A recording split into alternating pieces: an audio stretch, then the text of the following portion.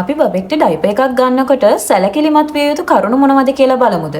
ගාන විතරක්ම අඩු වෙලා ඇතිද? අපි එහෙනම් බලමුද ඔයා පාවිච්චි කරන ඩයිපර් එකෙත් මෙන්න මේ දේවල් තියෙනවද කියලා. මෙන්න මේ ඩයිපර් එක ගොඩක් බරින් අඩු වෙන්න ඕනේ. මොකද අපේ බබාලා යූරින් පාස් කරාට පස්සේ මේක තවත් බර වැඩි වෙලා බබාට අපහසු වෙන්න පුළුවන්. අපේ මේ කිම්රොක්ස් ඩයිපර් එක සාමාන්‍ය ඩයිපර් එකට වඩා ගොඩාක් තුනී. අන්න ඒ නිසා බබාට ඇඳන් ඉන්න හරිම පහසුයි. බ්‍රීතබල් ලේයර් එකකින් තමයි හදලා තියෙන්නේ.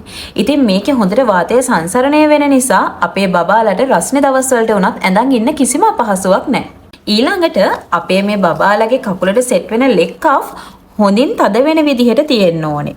එහෙම නැති වුනහම තමයි ඔයගොල්ලෝ කියන්නේ බබාගේ යූරින් ලීක් වෙනවා කියලා. අපේ මේ බබාලගේ ඩයිපර් එක හදලා තියෙන මැටීරියල් එක ඉතාමත් සිනිඳු බබාලට පහසු මැටීරියල් එකක් වෙන්න ඕනේ. තව දෙයක් තියෙනවා. ඔයා බබාට අඳින ඩයිපර් එකේ මෙන්න මේ විදිහේ වෙට්නස් ඉන්ඩිකේටර් එකක් තියෙද කියලා බලන්න. එහෙම නැති වුණොත් නම් බබා යූරින් දාලා ඒක ෆුල් වෙලාද කියලා හැමතිස්සෙම ඩයිපර් එක ගලව බලන්න වෙයි. ඉතින් ඔයා හිතලා බලන්නකෝ.